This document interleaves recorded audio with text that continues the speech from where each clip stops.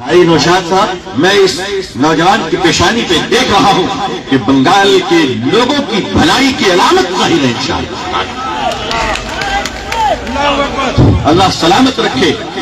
भाई नौशाद साहब बहुत नौजवान एमएलए हैं, लेकिन ये जिस खानदान के वारिस हैं, हजरत अबू बकर सिद्दीक रहमतुल्लाह अलैह पूरा शहीद पे लेटे हुए हैं। ये बहुत बड़े बुजुर्ग गुजरे हैं।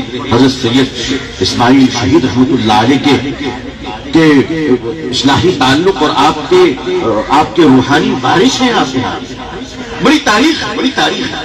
उस खानवादे का नौजवान, मैं इस नौजवान की पेशानी पे देख रहा हूं कि बंगाल के लोगों की भलाई की अलामत जाहिर है इंशाअल्लाह।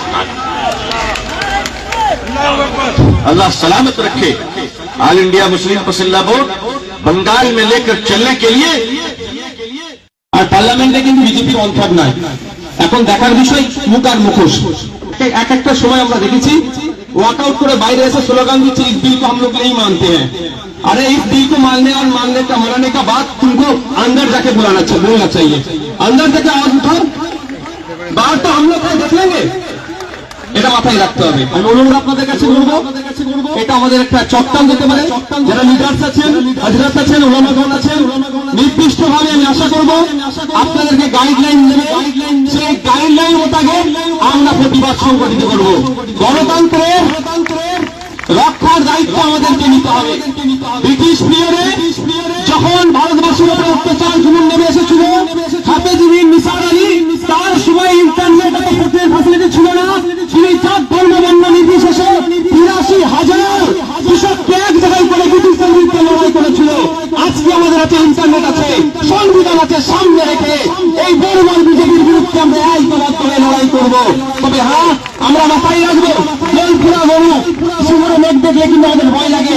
সিএএর সময় মাথায় টুপি দিয়ে টেনে আগুন লাগিয়ে দিয়ে মুসলিম সম্প্রদায়কে দেখে দেওয়ার চেষ্টা করেছিল। এটা আমরা হতে দেব না। ওদের চক্রান্তকে বাস্তবায়ন হতে দেব না।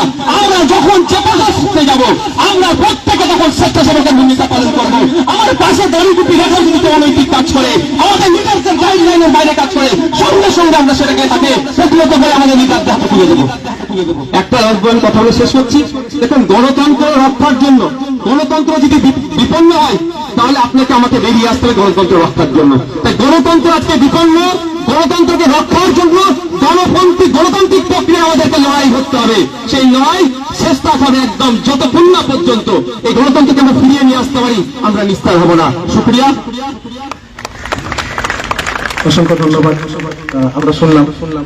তো আমরা একদম শেষ লগ্নে উপস্থিত হয়েছি। আমরা শেষের বক্তব্য শুনবো। শুধু বিঘে দুই ছিল মোর ভুল, আর সবই গেছে ঋণে। বাবু বলিলেন বুঝে যে উপেন এই জমি লইব কি। রবীন্দ্রনাথের সে দুটো লাইন খুব গুরুত্বপূর্ণ মনে করি আমি।